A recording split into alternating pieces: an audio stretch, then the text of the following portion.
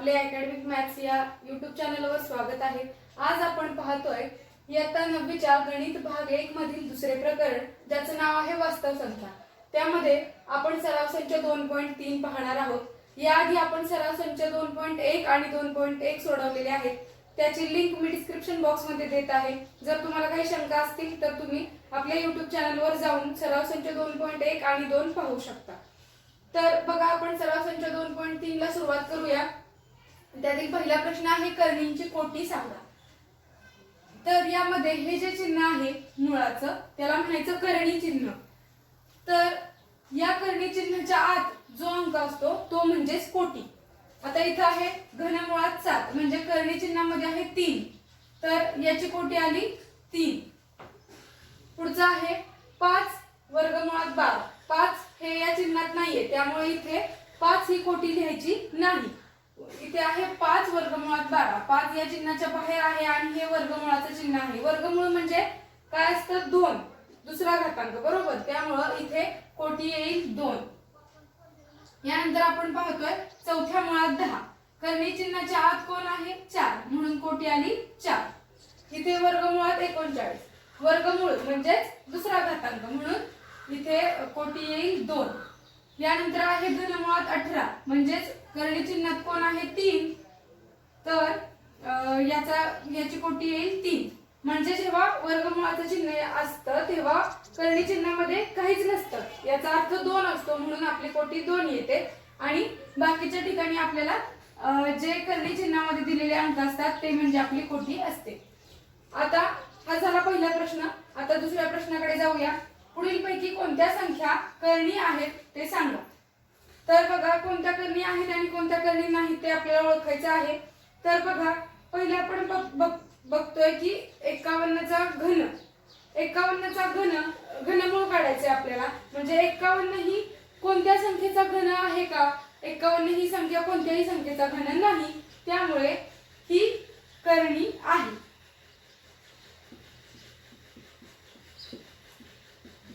याचाच अर्थ काय, जे आपल्याला दिलेली संख्या आहे त्याचं उत्तर निघत असेल तर ती कर्णी नाही आणि उत्तर निघत नसेल तर कर्णी आहे। तर बघा 51 चं घनमूळ निघत नाही म्हणून ही कर्णी आहे। तर आता इथे पुढे दिले 16 चं चौथं मूळ काढायचे आपल्याला। 16 चं चौथे मूळ म्हणजे 2 चा जर चौथा घातांक केला म्हणजे 2 चा 4 वेळा गुणाकार केला तर आपल्याला 16 मिळेल, म्हणून याचं उत्तर येत आहे 2 म्हणून ही कर्णी नाही। कर्णी नाही।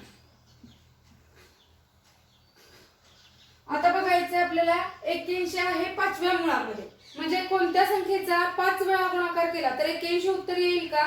नाही, अशी कोणतीच संख्या नाहीये जिचा 5 वेळा गुणाकार केल्यावर 81 उत्तर येईल, त्यामुळे तिसरं गणित जे आपल्याला दिलंय ती कर्णी आहे। पुढे 256 दिले वर्गमुळात। वर्गमूळ म्हणजे कोणत्या एका संख्येचा 2 वेळा गुणाकार केल्यावर 256 येतं हे आपल्याला बघायचे। तर आपल्याला माहिती आहे 16 चा वर्ग 256 म्हणजे वर्गमुळात 256 चं उत्तर येईल 16 म्हणून ही कर्णी नाही।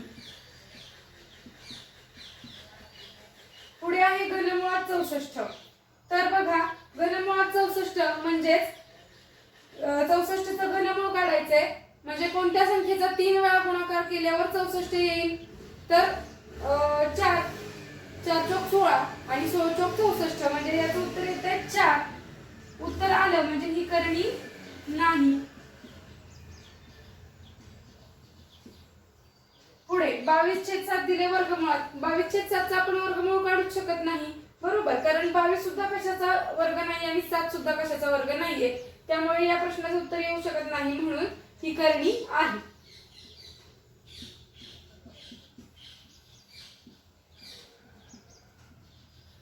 म्हणजे जर दिलेल्या संख्यांचं दिलेलं मूळ आपण काढू शकत असलो तर ती कर्णी नाही आणि जर काढू शकत नसलो तर ती कर्णी आहे। अशा प्रकारे आपल्याला ठरवायचे की दिलेल्या संख्या कर्णी आहेत की नाही। आता आपण वळूया आपल्या तिसऱ्या प्रश्नाकडे। खालीलपैकी कोणत्या कर्णींच्या जोड्या सजातीय व कोणत्या विजातीय आहेत ते ओळखा। तर यासाठी आपल्याला दिले वर्गमुळात 52 आणि 5 वर्गमुळात 13। तर यामध्ये आपल्याला काय करायचंय, वर्गमुळात 13 गुणिले 4 म्हणजेच आपण काय केलं, 52 ची फोड केली. पण फोड करताना 52 या संख्येची फोड करत असताना एक लक्षात ठेवायचंय की ज्या दोन संख्या आपण गुणाकारासाठी घेतोय त्यापैकी एक संख्या ही वर्गसंख्या असली पाहिजे. वर्गसंख्या म्हणजे काय, जिचं वर्गमूळ निघेल. तर बघा काय केलं आपण इथे 52 ची फोड केली 13 आणि 4, 13 चोक 52. पण यापैकी 4 ही एक संख्या अशी घेतली आपण जी वर्गसंख्या आहे म्हणजे तिचं वर्गमूळ निघतंय. अशी करताना फोड करायची आपण. 52 ची फोड केली 13 गुणिले 4 आणि हे 5 वर्गमूळ 13 आहे असे घेतले. आता बघा हे जे 13 वर्गमूळ 4 आहेत यापैकी 4 चं वर्गमूळ निघणार आहे. 4 चं वर्गमूळ 2 म्हणजेच जेव्हा 4 हे कर्णी चिन्हातून बाहेर येतील तेव्हा ते 2 होतील. 4 चं वर्गमूळ 2 आणि वर्गमूळात कोण राहील, फक्त 13. म्हणजे कर्णी चिन्हाच्या आत 13 आणि कर्णी चिन्हाच्या बाहेर 2. म्हणजे याचं आपलं सरळ रूप काय आलं, 2 वर्गमूळात 13 आणि इथे आहेत 5 वर्गमूळात 13. आता या दोन्हीची कंपॅरिझन आपल्याला करायची आहे. तर बघा कर्णी चिन्हामध्ये जर समान संख्या असतील तर त्या सजातीय असतात आणि कर्णी चिन्हामध्ये वेगवेगळ्या संख्या असतील तर त्या विजातीय असतात. मग इथे बघा कर्णी चिन्हात आहे 13 आणि इकडे ही आहे 13 म्हणजे ही कशी करणी आहे, सजातीय करणी. आता याचप्रमाणे आपण पुढील प्रश्न पाहूया. वर्गमुळात 68 आणि 5 वर्गमुळात 3. तर आता आपल्याला 68 ची अशी फोड करायची आहे त्यापैकी एक संख्या वर्गसंख्या असली पाहिजे. तर 17 गुणिले 4 केलं आपण, 17 चोक 68. तर 17 गुणिले 4 ही 68 ची फोड लिहून घेतली आपण. वर्गमुळाचं चिन्ह म्हणजेच करणीचं चिन्ह द्यायचंय त्याला आणि हे आहेत 5 वर्गमुळात 3. आता हे जे 4 आहेत ते जेव्हा कर्णी चिन्हाच्या बाहेर येतील तेव्हा त्याचं वर्गमूळ होईल म्हणजेच 4 चं वर्गमूळ 2. त्यामुळे 2 वर्गमुळात 17 आणि हे आहेत 5 वर्गमुळात 3. याची फोड होणार नाही कारण 3 ही मूळ संख्या आहे त्यामुळे 5 वर्गमुळात 3. आता आपल्याला बघायचं कर्णी चिन्हामधल्या संख्या. इथे आहे 17 आणि इथे आहे 3 म्हणजे वेगवेगळ्या संख्या आहेत त्यामुळे ही करणी कशी असणार आहे, विजातीय करणी. आता तिसरा प्रश्न पहा. 4 वर्गमुळात 18 आणि 7 वर्गमुळात 2. आता आपण 18 ची फोड करून घेऊया. आपला नियम काय आहे, ज्या फोड करण्यासाठी आपण ज्या दोन संख्या घेतोय त्यापैकी एक संख्या ही वर्गसंख्या असली पाहिजे. तर 18 ला 9 ने भाग जाईल. 9 ही वर्गसंख्या आहे. 92 18 म्हणून आपण 4 हे आहे असे लिहिले आणि 18 ची फोड लिहिली कर्णी चिन्हाच्या आत 2 गुणिले 9 आणि हे 7 वर्गमूळ 2 आहे असे. आता हे 9 आपल्याला कर्णी चिन्हातून बाहेर काढायचे आहे म्हणजेच काय होईल, 9 चं घनमूळ निघेल. 9 चं घनमूळ आहे 3 सॉरी 9 चं वर्गमूळ निघेल. 9 चं वर्गमूळ आहे 3 म्हणजेच 4 गुणिले 3 आणि वर्गमूळात कोण राहील, फक्त 2. 4 गुणिले 3 वर्गमुळात 2. आता 4 आणि 3 चा गुणाकार करून घ्यावा लागेल. 4 त्रिक 12 आणि कर्णी चिन्हामध्ये 2, 12 वर्गमुळात 2 आणि हे 7 वर्गमुळात 2 आपण प्रत्येक स्टेपला आहे असे खाली घेतलेले आहे. आता या दोन्हींची तुलना केली असता आपल्याला दिसेल की दोन्ही संख्यांमध्ये ज्या कर्णी चिन्हातल्या संख्या आहेत त्या समान आहेत. कोणत्या, 2.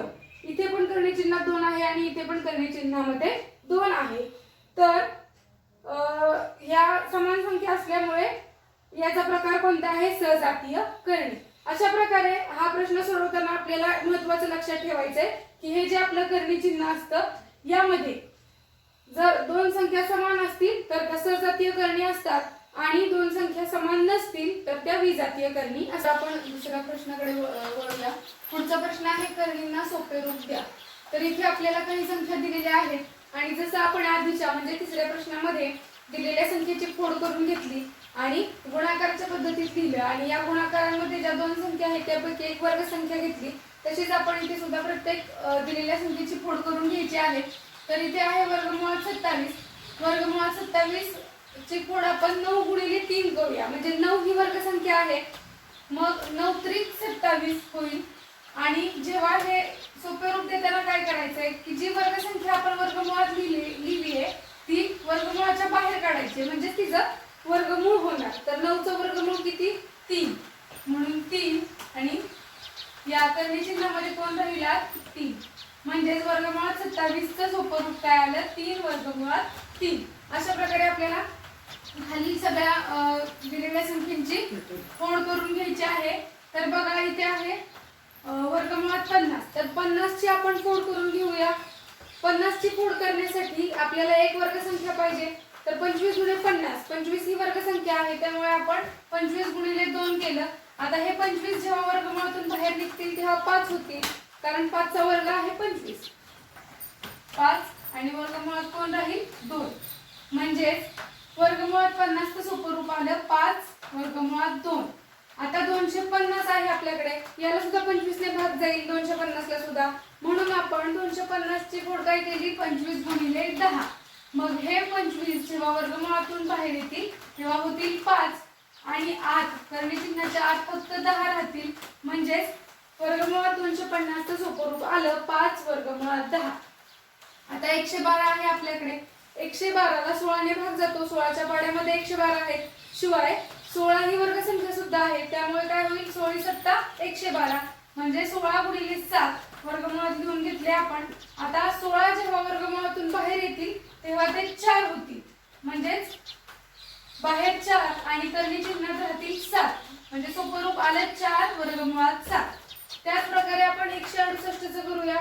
168 चं सोपं रूप करण्यासाठी आपण 4 गुणिले 42 ही फोड करून घेतली आणि हे 4 जेव्हा वर्गमुळातून बाहेर येतील तेव्हा त्याचे 2 होतील आणि करणी चिन्हात 42. तर 168 वर्गमुळात 168 चं सोपं रूप आलं 2 वर्गमुळात 42. अशा प्रकारे आपण सोपं रूप देताना काय करायचंय, दिलेल्या संख्येची फोड करून गुणाकाराच्या स्वरूपात मांडायचं आहे. तर त्या ज्या गुणाकाराच्या 2 संख्या आहेत त्यापैकी एक संख्या आपल्याला वर्गसंख्या हवी आहे आणि नंतर त्या वर्गसंख्येचं वर्गमूळ बाहेर काढायचंय आणि करणी चिन्हाच्या आत उरलेली संख्या ठेवायची आहे. अशा पद्धतीने आपण दिलेल्या करणींचं सोपं रूप काढू शकतो. यानंतरचा पुढचा प्रश्न आपण पाहणार आहोत. आपला पुढील प्रश्न आहे लहान मोठे पण ठरवा. म्हणजे इथे आपल्याला दिलेल्या 2 संख्यांची तुलना करायची आहे, कोणती मोठी आहे आणि कोणती लहान आहे. तर त्यासाठी आपल्याला पहिल्या प्रश्नामध्ये 2 संख्या दिलेल्या आहेत, 7 वर्गमुळात 2 आणि 5 वर्गमुळात 3. तर इथे आपल्याला काय करायचंय, पहिल्यांदा ज्या करणी चिन्हाच्या बाहेरील संख्या आहेत त्या करणी चिन्हात घेऊन जायच्या आहेत आणि मग त्यावरून आपल्याला अंदाज येईल की कोणती संख्या लहान आणि कोणती संख्या मोठी आहे. तर आता बघा इथे करणी चिन्हाच्या बाहेर कोण आहे 7.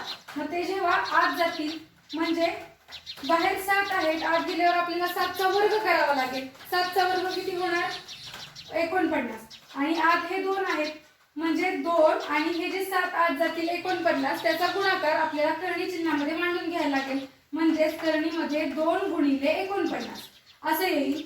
मग 49 गुणिले 2 98 म्हणजे वर्गमुळात 98 हे आपलं 7 वर्गमुळात 2 चं रूप तयार झालं. आता आपल्याला त्याच पद्धतीने 5 वर्गमुळात 3 चं सुद्धा करायचं आहे. आता हे 5 जेव्हा आपण वर्गमुळाच्या आत घेऊन जाऊ, आत न्यायचे म्हणजे 5 चा वर्ग करावा लागणार आपल्याला, म्हणजेच 5 चे 25 होतील. मग हे 3 आहे असे लिहिले आणि हे 5 आत गेल्यावर झाले 25, 25 त्रिक 75.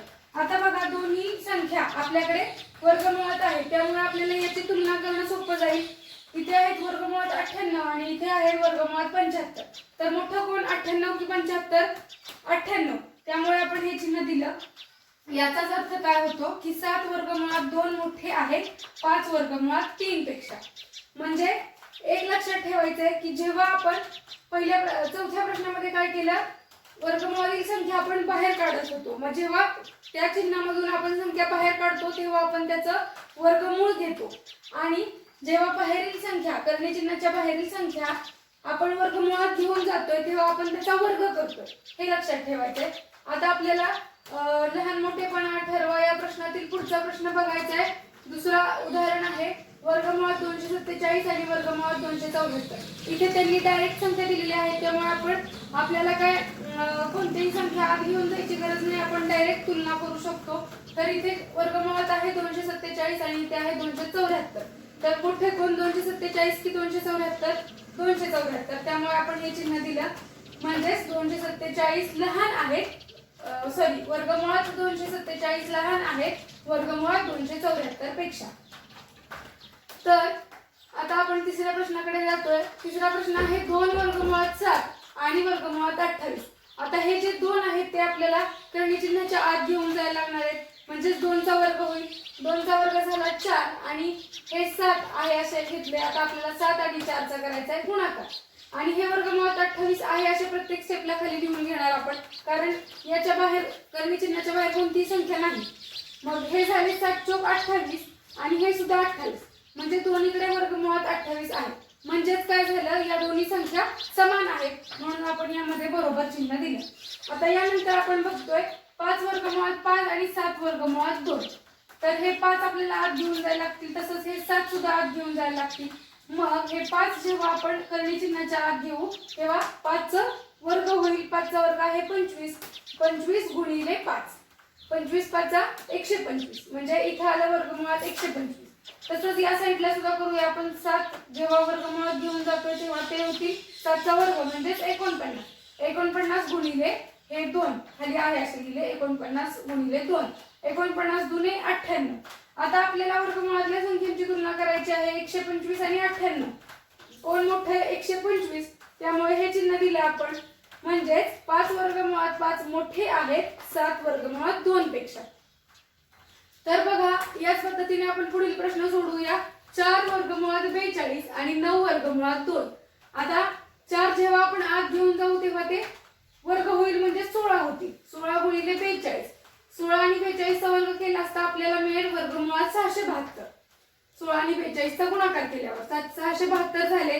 आता हे 9 जेव्हा आत घेऊन जातोय तेव्हा 9 चा वर्ग होईल 81. 81 गुणिले हे 2 खाली लिहून घेतले, 81 दुणे 161. आता या वर्गमुळातल्या दोन संख्यांची तुलना आपल्याला करायची आहे. तर 672 मोठे आहेत आणि 161 लहान आहेत म्हणून आपण हे चिन्ह दिलं. याचाच अर्थ 4 वर्गमुळात 42 मोठे आहेत 9 वर्गमुळात 2 पेक्षा. यानंतर 6वा प्रश्न पाहतोय आपण. 5 वर्गमुळात 3 आणि 9. आता इथे 9 ही प्लेन संख्या दिलेली आहे. इथे जरी कर्णी चिन्ह दिलेलं नसलं तरी आपल्याला तिथे कर्णी चिन्ह 9 हे कर्णी चिन्ह घालूनच आपल्याला तुलना करावी लागणार आहे. आता इथे प्रथम आपण 5 वर्गमुळात घेऊन जाऊया. 5 वर्गमुळात घेऊन गेलो की 5चा वर्ग होईल म्हणजे 5 चे 25 होतील आणि हे 3 पुढे आहे असे लिहायचे म्हणजे 25 गुणिले 3, 25 त्रिक 75. आणि हे 9 आपल्याला कर्णी चिन्हाच्या आत म्हणजेच वर्गमुळात घेऊन जायचंय तर 9चा वर्ग करावा लागेल. 9चा वर्ग आहे 81 म्हणून इथं आपण लिहिलं वर्गमुळात 81. आता हे आपले वर्गमुळात 75 आहेत आणि हे वर्गमुळात 81 आहेत. या दोन्हीची तुलना केली असता आपल्या लक्षात येईल की 81 मोठे आहे म्हणून आपण हे चिन्ह दिलं. म्हणजेच 5 वर्गमुळात 3 लहान आहे 9 पेक्षा म्हणून या चिन्हाचा वापर आपण केलेला आहे, पेक्षा लहान. आता 7वं गणित दिलंय 7 आणि 2 वर्गमुळात 5. जसं आपण इथे 9चं वर्गमुळात जाताना वर्ग केला होता तसेच सेम 7चा वर्गमुळात जाताना वर्ग करावा लागणार आहे. म्हणजेच 7 हे जर आपल्याला वर्गमुळात लिहायचे असतील तर वर्गमुळात 49 असं लिहावं लागणार आहे कारण 7चा वर्ग आहे 49. आणि इथे आहे 2 वर्गमुळात 5. ही दोन संख्या आपल्याला वर्गमुळाच्या आत घ्यायची म्हणजे 2 चे 4 होतील आणि 4 गुणिले 5, 4 पंचे 20. आता आपल्याला वर्गमुळात कोणत्या दोन संख्या मिळालेल्या आहेत? 49 आणि 20. यांची तुलना केल्यावर आपल्या लक्षात येईल की 49 मोठे आहेत आणि 20 लहान आहेत म्हणून आपण पेक्षा मोठे या चिन्हाचा वापर केला. म्हणजे 7 मोठे आहेत 2 वर्गमुळात 5 पेक्षा. तर या पद्धतीने आपण दिलेल्या दोन संख्यांचे लहान मोठे पण ठरवू शकतो. यानंतर आपण पुढील प्रश्न पाहतोय.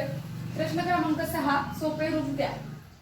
तर यामध्ये आपल्याला दोन संख्या दिलेल्या आहेत आणि त्यांची बेरीज किंवा वजाबाकी या क्रिया करायच्या आहेत. यातील पहिला प्रश्न आहे 5 वर्गमुळात 3 अधिक 8 वर्गमुळात 3. तर आता आपण काय करायचंय, ज्या संख्या कर्णी चिन्हाच्या बाहेर आहेत त्यांच्यावर क्रिया करून घ्यायची आणि कर्णी चिन्हातल्या संख्या समान करून घ्यायच्या म्हणजे त्या एकदाच लिहिता येतील. आता आपण पाहूया. बघा इथे वर्गमुळात 3 आहेत म्हणजे दोन्हीकडे सुद्धा वर्गमुळात 3 आहेत याचा अर्थ दोन्हीकडे सेम संख्या आहे कर्णी चिन्हामध्ये.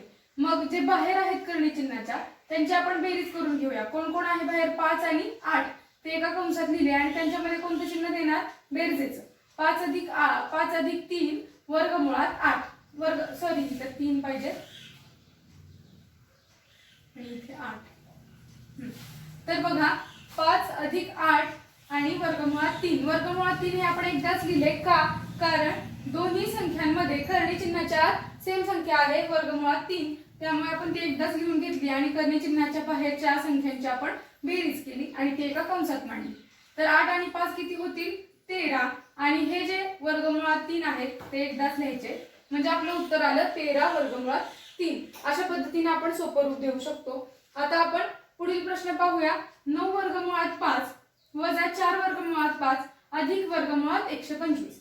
तर आता इथे पहिल्या प्रश्नात त्यांनी आपल्याला वर्गमुळात ज्या संख्या आहेत करणी चिन्हाच्या आत त्या ऑलरेडी समान दिल्या होत्या. आता इथे तसं नाहीये. इथे काय आहे 9 वर्गमुळात 5 आणि 4 वर्गमुळात 5. इथे करणी संख्या समान आहे पण इथे 125 आहे. तर आपल्याला त्याची आधी फोड करून घ्यावी लागेल, त्याचं सोपं रूप करून घ्यावं लागेल आणि मग पुढे त्याच्यावर क्रिया करावी लागेल. तर हे 9 वर्गमुळात 5 आपण आहे असे लिहिले, वजा 4 वर्गमुळात 5 आहे असे लिहिले, अधिक आता आपल्याला वर्गमुळात कोणती संख्या आणायची आहे 5. तर आपण 5 ने 125 ला भाग लावू तर किती येईल 25 5 चा 125. म्हणजे त्याची फोड काय होणार 25 गुणिले 5. म्हणून आपण लिहिलं वर्गमुळात 25 गुणिले 5. आता हे 9 वर्गमुळात 5 पुन्हा आहे असे लिहिले, वजा 4 वर्गमुळात 5 अधिक हे 25 जेव्हा वर्गमुळातून बाहेर येतील तेव्हा 25 चं वर्गमूळ किती 5. त्यामुळे 5 येईल 5 वर्गमुळात 5. आता बघा आपल्याला या स्टेपला वर्गमुळातील सर्व संख्या समान मिळाल्या 5 5 5. आता आपल्याला काय करायचंय ज्या करणी चिन्हाच्या संख्या बाहेर आहेत त्यांची फक्त बेरीज किंवा वजाबाकी करून घ्यायची आहे आणि जी संख्या करणीमध्ये आहे ती एकदाच लिहायची आहे. आता वर्गमुळात 5 आपण लिहून घेतले एकदा आणि कंसामध्ये काय टाकलं 9 वजा 4 अधिक 5. चिन्ह सकट घ्यायचंय. हे 9 अधिक आहेत, हे 4 ऋण आहेत आणि हे 5 धन आहेत. म्हणून 9 वजा 4 अधिक 5. 9तून 4 गेले 5 राहिले आणि 5 अधिक 5 10. म्हणजे आपलं उत्तर येईल 10 वर्गमुळात 5. हे झालं आपलं उत्तर. तर आता पुढील प्रश्न पाहूया आपण. तिसरा प्रश्न आहे 7 वर्गमुळात 48 वजा वर्गमुळात 27 वजा 3. आता इथे बघा इथे 3 ही संख्या ज्या करणीमध्ये आहेत करणी चिन्हामध्ये त्या तिन्ही वेगवेगळ्या आहेत. तर आपल्याला समान संख्या करून घ्यायची आहे. तर आपली वर्गमुळातली सगळ्यात लहान संख्या आहे 3 आणि 27 आणि 48 दोन्हीला 3 ने भाग लावू शकतो. म्हणजे आपल्याला प्रत्येक करणी चिन्हामध्ये 3 संख्या करून घेणं गरजेचं आहे. तर बघा 48 ची फोड केली आपण 16 त्रिक 48 म्हणजे वर्गमुळात 3 येऊ शकतं. म्हणून आपण काय केलं 7 वर्गमुळात 16 गुणिले 3 वजा 27 ला सुद्धा 3 ने भाग जाऊ शकतो 9 त्रिक 27 म्हणून आपण 27 ची फोड केली 9 गुणिले 3 वजा हे वर्गमुळात 3 आहे असे लिहिले. आता आपल्याला हे जे वर्ग संख्या आहेत त्या बाहेर घ्यायच्या आहेत करणी चिन्हाच्या बाहेर. मग त्या करणी चिन्हाच्या बाहेर येतील तेव्हा त्यांचं वर्गमूळ होईल. 16 चं वर्गमूळ 4 म्हणून 7 गुणिले 4. हे 16 बाहेर आले म्हणून 4 झाले आणि आत कोण राहिलं करणी चिन्हामध्ये फक्त 3 राहिले म्हणून ते वर्गमुळात 3 आहे असे लिहिले. वजा 9 गुणिले 3 होतं इथं. आता हे 9 बाहेर येतील म्हणजे 9 चं वर्गमूळ निघेल. 9 चं वर्गमूळ 3 म्हणून हे 3 लिहिले आणि वर्गमुळात कोण राहिले हे 3 ते आहे असे लिहिले. वजा वर्गमुळात 3 हे आहे असे. आता या 7 आणि 4 चा आपल्याला गुणाकार करून घ्यावा लागेल. 7 चोक 28 वर्गमुळात 3 वजा हे 3 वर्गमुळात 3 आहे असे वजा वर्गमुळात 3 आहे असे लिहिले. आता आपल्याला काय करायचंय या स्टेपला जी आपल्याला समान करणी चिन्हातली संख्या समान मिळालेली आहे. मग जी संख्या आपल्याला मिळाली ती एकदाच लिहून घ्यायची. वर्गमुळात 3 लिहिले आणि कंसामध्ये राहिलेल्या संख्यांची बेरीज वजाबाकी काय असेल ती क्रिया करून टाकायची. 28 वजा 3 आणि इथे काहीच नाही म्हणजे काय असणार 1 मग वजा 1. 28 मधून 3 गेले 25 आणि 25 वजा 1 24 म्हणजे आपला आन्सर येईल 24 वर्गमुळात 3. हे झालं आपलं उत्तर. आता आपण पुढील प्रश्न पाहूया. वर्गमुळात 7 वजा 3/5 वर्गमुळात 7 अधिक 2 वर्गमुळात 7. आता आपल्याला इथे अपूर्णांक स्वरूपात दिलेलं आहे गणित आणि इथे सुद्धा आपल्याला पाहायला मिळेल की जी प्रत्येक पदामधली कनिष्ठ संख्या आहे वर्गमुळात 7 वर्गमुळात 7 वर्गमुळात 7 सगळीकडे समान आहे. त्यामुळे आपल्याला ती एकदाच लिहून घ्यायची कंसाच्या बाहेर आणि कंसात आपण काय करणार प्रत्येक संख्येचा सहगुणक जो आहे त्याचा बेरीज किंवा वजाबाकी करून घेऊ शकतो आपण. तर आता हे काहीच नाही म्हणजे 1 असणार पण 1 आपल्याला अंश छेद स्वरूपात लिहिणं गरजेचं आहे कारण इथं 3/5 आहे.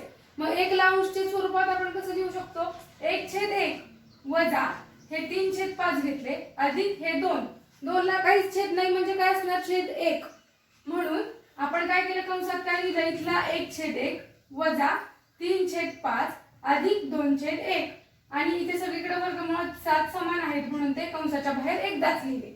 आता आपल्याला पहिल्यांदा या दोन अपूर्णांकांची वजाबाकी करायची आहे 1/1 वजा 3/5. आता इथे तिरकस गुणाकार करून घेऊया 5 × 5 वजा 3 × 1 3 छेद 5 × 1 5 म्हणजे आपण तिरकस गुणाकार केला 5 वजा 3/5 अधिक हे 2/1 आणि कंसाच्या बाहेर वर्गमुळात 7.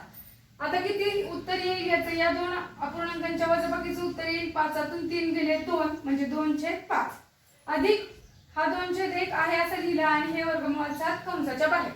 आता आपल्याला या दोन अपूर्णांकांची पुन्हा बेरीज करायची आहे. त्यासाठी आपल्याला पुन्हा एक तिरकस गुणाकार करून घ्यावा लागेल.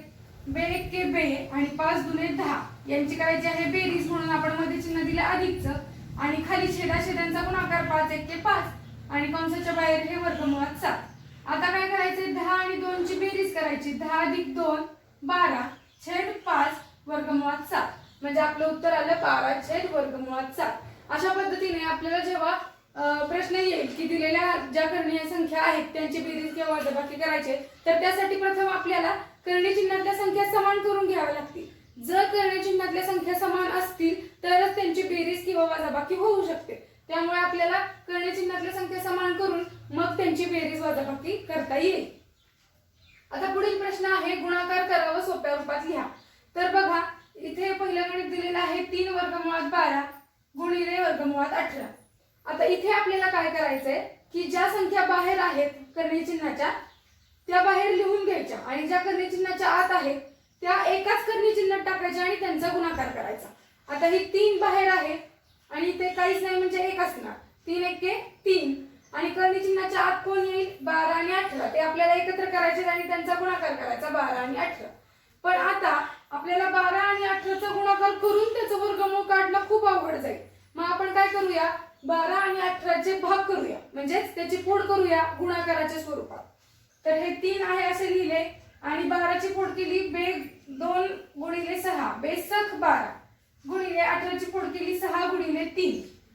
आता ही फोड करून घेतली. यानंतरच्या स्टेपला आपल्याला काय करायचंय की यातले ज्याचं वर्गमूळ निघतंय ते सगळे बाहेर काढायचे आणि जे वर्गमूळ निघत नाही ते फक्त करणीय चिन्हाच्या आत ठेवायचे. आता इथे बघा 6 6चा 2 वेळा गुणाकार आहे. आपण एखाद्या संख्येचा वर्ग करतो म्हणजेच काय करतो, त्या संख्येचा 2 वेळा गुणाकार करतो. म्हणजे 6 6 36 जर याचा गुणाकार केला 36चा तर ते वर्गमूळाच्या बाहेर येताना काय होतील 6 होतील. म्हणून या 2 6च्या ऐवजी आपण एकदाच बाहेर 6 लिहून घेतले. मग हे 6 बाहेर आले 3 गुणिले 6. मग करणीय चिन्हामध्ये कोण राहतंय 2 आणि 3 म्हणून हे 2 आणि 3 आहे असे लिहिले. आता बघा 6 गुणिले 3चा गुणाकार केला 18 आणि वर्गमुळात किती राहतील 3 गुणे 6 त्यामुळे आपलं आन्सर आलं 18 वर्गमुळात 6. आता अशाच पद्धतीचा पुढचा प्रश्न आपण पाहतोय 3 वर्गमुळात 12 गुणिले 7 वर्गमुळात 15. आता ज्या संख्या करणीय चिन्हाच्या बाहेर आहेत त्याचा आपल्याला गुणाकार करून घ्यायचा आहे. 3 गुणिले 7 लिहिलं आपण आणि ज्या संख्या करणीय चिन्हाच्या आत आहेत त्या आतमध्ये गुणाकाराला घ्यायच्यात. तर करणीय चिन्हात आपण 12 आणि 15 लिहून घेतले. आता हे झाले 7 त्रिक 21 आणि 12 आणि 15ची पुन्हा आपल्याला फोड करून घ्यावी लागेल. तर 12 साठी 3 गुणिले 4 आणि गुणिले 15 साठी 3 गुणिले 5 3 चौक 12 3 5 15. आता इथे बघा पुन्हा जसं इथे आपण केलेलं 6 गुणिले 6 याचा 36 झाला आणि म्हणून आपण एक 6 बाहेर काढले. तसंच सेम इथे 3चा 2 वेळा गुणाकार आहे म्हणजे 3 त्रिक 9 होईल वर्गमुळात. मग 9 जेव्हा वर्गमुळाच्या बाहेर येतील तेव्हा ते पुन्हा 3 होतील. म्हणून या 2 3 ऐवजी आपण एकदाच बाहेर 3 लिहून घेतले. 21 गुणिले 3 आणि या 4चं वर्गमूळ म्हणजे 4 जेव्हा बाहेर येतील करणीय चिन्हाच्या तेव्हा ते 2 होतील. म्हणजे आपण काय काय बाहेर काढलं, ह्या 2 3 ऐवजी हे 3 बाहेर काढले आणि या 4 ऐवजी 2 म्हणजे 4चं वर्गमूळ 2. आता करणीय चिन्हाच्या आत कोण राहिले फक्त 5 म्हणून हे वर्गमुळात 5 आहे असे लिहून घेतले. आता बाहेर ज्या संख्या आल्या त्या सर्वांचा गुणाकार करायचा आहे आपल्याला. तर 21 गुणिले 3 गुणिले 2 उत्तर येईल 126. 3 दुणे 6 21 126 आणि वर्गमुळात राहील 5. तर अशा प्रकारे आपला आन्सर आले 126 वर्गमुळात 5. आता आपल्याला काय करायचंय तिसरा प्रश्न आहे 3 वर्गमुळात 8 गुणिले वर्गमुळात 5. तर हे 3 आहे असे लिहून घेतले. इथे 1 असणार म्हणजेच 3 एक्के 3 होईल आणि या 8 आणि 5 ला करणीय चिन्हामध्ये घालायचे गुणाकाराला. तर 3 वर्गमुळात 8 गुणिले 5 3 आहे असे लिहिले. आता या 8 ची फोड करू शकतो आपण 2 गुणिले 4 2 चौक 8 2 गुणिले 4 गुणिले हे 5 आहे असे लिहिले. आता यामधलं कर्ण चिन्हाच्या बाहेर काय येऊ शकतं? 2 आणि 5 तर नाही येऊ शकत, कारण त्या मूळ संख्या आहे, त्याची फोड होणारच नाही, त्याचा वर्ग पण नसणार आहे वर्गमूळ. त्यामुळे 4 चं वर्गमूळ होऊ शकतं, 4 बाहेर आले की 2 होणार. मग 4 हे कर्ण चिन्हाच्या बाहेर काढले, त्याचे झाले 2. हे 3 आहे असे गुणिले हे 4 चे 2. मग आत कोण राहील कर्ण चिन्हाच्या आत? 2 आणि 5, म्हणून त्यांचा गुणाकार केला 2 गुणिले 5. हे 3 दुणे झाले 6 आणि हे 5 दुणे 10, म्हणजे आपला आन्सर येईल 6 वर्गमुळात 10. सेम त्याच पद्धतीने आपण शेवटचा प्रश्न सोडवतोय. 5 वर्गमुळात 8 गुणिले 2 वर्गमुळात 8. तर इथे बघा, त्यांनी ज्या कर्णी संख्या आहेत त्या ऑलरेडी समान दिलेल्या आहेत. आपलं काम अजून सोपं झालंय. काय करायचं आपल्याला? 5 गुणिले 2 घेऊन घ्यायचं आणि वर्गमुळात दोन्ही संख्या घालायच्या 8 गुणिले 8. आता 8 गुणिले 8 म्हणजेच काय होणार? 8 8 64. मग 64 जर आपण वर्गमुळात दिले तर ते बाहेर येताना म्हणजे 64चं वर्गमूळ 8 होईल. म्हणून या 2 8 ऐवजी एकदाच 8 बाहेर लिहिले. 5 दुणे 10 गुणिले हे 8, 10 8 80. आपलं आन्सर आलं 80. यानंतर आपण पुढील प्रश्न पाहू. आता आपण पुढील प्रश्न पाहूया. भागाकार करा व सोप्या रूपात लिहा. आता आपल्याला इथे भागाकार करायचा आहे दिलेल्या कर्णिस्थ संख्यांचा. हे आहे वर्गमुळात 98 भागिले वर्गमुळात 2. तर आता आपण काय करायचं? हे अंशछेद स्वरूपात करायचं. अंशछेद म्हणजेच काय असतं? छेदाने अंशाला भाग द्यायचा असतो. मग आपण कसं लिहिलं? वर्गमुळात 98 भागिले म्हणजेच वर्गमुळात 98 छेद वर्गमुळात 2. आता हे वर्गमूळ दोन्हीला आहे, त्यामुळे आपण एक कॉमन वर्गमूळ टाकून हे 98 छेद 2 त्याच्यामध्ये लिहू शकतो. म्हणून आपण काय केलं? वर्गमुळात 98 छेद 2 लिहिलं. आता या 2 ने 98 ला भाग घालूया. 2 ने 98 ला भागले असता उत्तर येईल 49. वर्गमुळात 49 आलं. वर्गमुळात 49 म्हणजेच 49चं वर्गमूळ आपल्याला शोधायचं आहे. तर 49चं वर्गमूळ आहे 7, त्यामुळे आपलं उत्तर येईल 7. आता पुढचं पाहूया. वर्गमुळात 125 भागिले वर्गमुळात 50. पुन्हा आपण वेगवेगळ्या अंशछेद स्वरूपात लिहिलं. वर्गमुळात 125 छेद वर्गमुळात 50. आता एक कॉमन वर्गमूळ घेऊया आणि त्यामध्ये 125 छेद 50 लिहूया. आता आपल्याला या 125 आणि 50 ला भाग जाणारी एक संख्या शोधायची आहे. म्हणजे अशी संख्या जिने 125 आणि 50 दोन्हीला भाग जातो. तर 25. 25च्या पाड्यात 125 सुद्धा आहेत आणि 50 पण आहेत. 25 5 125 आणि 25 दुणे 50. तर वर्गमुळात 5/2 हे आपलं उत्तर येईल. इथे पुढे भाग घालवायचा नाही, कारण 5/2चं संक्षिप्त रूप होणार नाही, त्यामुळे आपलं उत्तर आलं वर्गमुळात 5/2. आता यानंतरचं आहे वर्गमुळात 54 भागिले वर्गमुळात 27. तर बघा, आपण लिहून घेतलं वर्गमुळात 54 छेद वर्गमुळात 27. आता हे आपण एका वर्गमुळात टाकले दोन्ही 54 छेद 27. आता 27च्या पाड्यात 54 आहेत. 27 दुणे 54, त्यामुळे आपण डायरेक्ट भागाकार करूया. 27 दुणे 54, म्हणून आपला आन्सर काय येईल? वर्गमुळात 2. खूप सोप्या पद्धत आहे ही भागाकार सोडवण्याची. बघा, याच पद्धतीने आपण शेवटचं गणित बघूया या प्रश्नातलं. वर्गमुळात 310 भागिले वर्गमुळात 5. तर लिहून घेतलं आपण अंशछेद स्वरूपात. वर्गमुळात 310 छेद वर्गमुळात 5. आता हे आपण एकाच वर्गमुळात टाकणार आहोत. 310 छेद 5. आता 5 ने 310 ला भाग घालवला आपण. बघा, इथे आपण भागाकार करून घेऊया. 5 30. 31 मधून 30 गेले, राहिला 1. हा वरचा 0 घेतला आणि 5 दुणे 10, म्हणजे आपला आन्सर येईल 62. वर्गमुळात 62. आता 62चं काय वर्गमूळ निघू शकत नाही, त्यामुळे हे आन्सर एवढंच राहील वर्गमुळात 62. तर ही बघितली आपण कर्णिस्थ संख्यांची भागाकार कशी करायची याची पद्धत. खूप सोपं आहे बघा. फक्त आपल्याला अंशछेद स्वरूपात लिहून घ्यायचे आणि डायरेक्ट भागाकार करायचा आहे.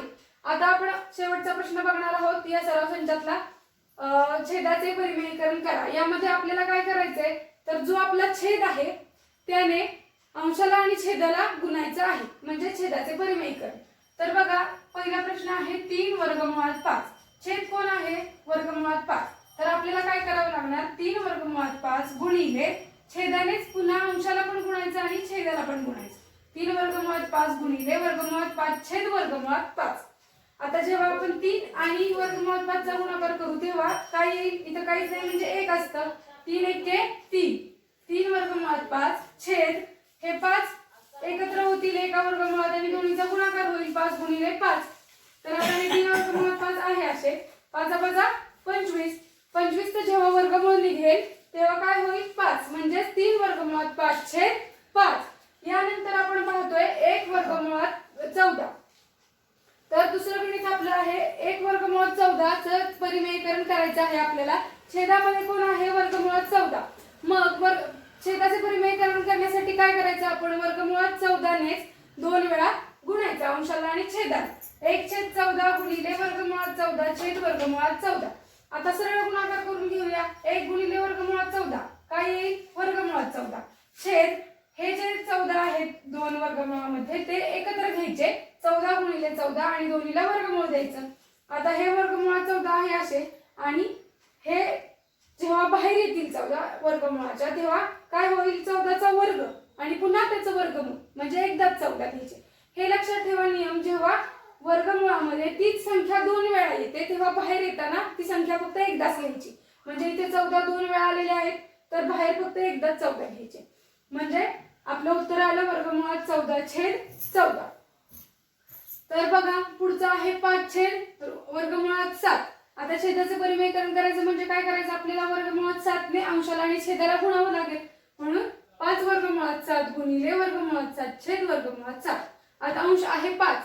5 गुणिले वर्गमुळात 7 5 वर्गमुळात 7 छेद या वर्गमुळात 7 गुणिले वर्गमुळात 7 चा गुणाकार केला आपण. आता हे 7 डबल वेळा आहेत ते बाहेर येताना एकदाच येतील म्हणजे आपलं उत्तर काय येईल 5 वर्गमुळात 7 छेद 7. इथं जसं आपण इथं केलेलं 14 बाहेर आले जेव्हा हे 2 14 वर्गमुळात गुणायला आहेत तर बाहेर येताना वर्गमुळाच्या बाहेर येताना फक्त एकदाच 14 लिहिले. तसंच सेम इथं केलं आपण 7 वर्गमुळात 2 वेळा गुणायला आहे ते जेव्हा बाहेर येतील म्हणजे याचाच अर्थ काय असतो वर्गमुळात 49 बरोबर की नाही. 7 7 49 मग वर्गमुळात 49 म्हणजेच 49 जेव्हा वर्गमुळातून बाहेर आले तेव्हा काय झालं 7. म्हणून असं जेव्हा डबल वेळा येईल तेव्हा ते आपण बाहेर एकदाच लिहून घ्यायचं. 5 वर्गमुळात 7 छेद 7 हे आपलं उत्तर आलं. आता आपण चौथा प्रश्न पाहतोय 6 छेद 9 वर्गमुळात 3. आता इथे बघा छेदामध्ये 9 वर्गमुळात 3 आहे तर आपल्याला छेदाचे परिमेयकरण करताना आपण काय करतो छेदाने अंशाला आणि छेदाला गुणतो. पण इथे 9 वर्गमुळात 3 ने गुणायची गरज नाही. इथे फक्त कनिष्ठ संख्येने आपल्याला गुणायचं आहे. कनिष्ठ संख्या कोण आहे आपली वर्गमुळात 3. म्हणून आपण वर्गमुळात 3 ने छेदाला आणि अंशाला गुणलं. 6 छेद 9 वर्गमुळात 3 गुणिले वर्गमुळात 3 छेद वर्गमुळात 3 बरोबर 6 आणि वर्गमुळात 3 चा गुणाकार केल्यावर आलं 6 वर्गमुळात 3 छेद 9 हे आहे असे लिहिले आणि हे 3 पुन्हा एका वर्गमुळात गेले आणि त्या दोन्हीचा गुणाकार. आता हे 6 वर्गमुळात 3 आहे असे घेतले हे 9 इथे आहे असे लिहिले. आता हे 3 जसं आपण इथं 7 या 2 7 पैकी एकच 7 लिहिलेले तसं आपण जेव्हा हे 3 कनिष्ठ चिन्हातून बाहेर येतील तेव्हा एकच 3 घ्यायचे 9 गुणिले 3. आता बघा आपल्याला काय करायचंय याला भाग घालवायचे 6 आणि 9 या संख्या लक्षात घ्यायच्या नाहीत आपल्याला फक्त 6 आणि 9 विचारात घ्यायचे. तर बघा 6 ला आणि 9 ला 3 ने भाग जाऊ शकतो. 3 दुणे 6 3 त्रिक 9. आता संक्षिप्त रूप देऊन घेतलं आपण इथे. आता काय करायचं 2 वर्गमुळात 3 आणि 3 गुणिले 3 चा गुणाकार. 2 वर्गमुळात 3 आहे असे लिहिले आणि 3 गुणिले 3 9. मग आपलं आन्सर आलं 2 वर्गमुळात 3 छेद 9. आता आपण शेवटचं गणित पाहूया 11 छेद वर्गमुळात 3. पुन्हा आपल्याला काय करावं लागेल छेदाने अंशाला आणि छेदाला गुणायचं म्हणजे वर्गमुळात 3 ने आपल्याला दोन्हीकडे खालीवर गुणावं लागेल. 11 वर्गमुळात 3 गुणिले वर्गमुळात 3 छेद वर्गमुळात 3. 11 गुणिले वर्गमुळात 3 11 वर्गमुळात 3 आणि हे जे 2 वेळा वर्गमुळात 3 आहे ते आपण एका कॉमन वर्गमुळात लिहिले आणि हा अंश आपला आहे असं लिहून घेतला 11 वर्गमुळात 3 आणि हा छेद 3 चा 2 वेळा गुणाकार आहे. मग ते जेव्हा कनिष्ठ चिन्हाच्या बाहेर येईल तेव्हा एकदाच 3 होते म्हणजे आपलं उत्तर काय येईल 11 वर्गमुळात 3 छेद 3. म्हणजे अशा प्रकारे जेव्हा आपण छेदाचे परिमेयकरण करत असतो तेव्हा आपल्याला काय करायचं असतं छेदाने अंशाला आणि छेदाला गुणायचं असतं. पण जेव्हा असं येईल म्हणजे एक संख्या आणि वर्गमुळातील चिन्ह तेव्हा जी कनिष्ठ संख्या असेल त्याच संख्येने अंशाला आणि छेदाला गुणायचं हे लक्षात ठेवा. तर अशा प्रकारे आज आपण सराव संच 2.3 पाहिला. यानंतरच्या भागात आपण पुढील सराव संच पाहणार आहोत. आज इथेच थांबूया. धन्यवाद.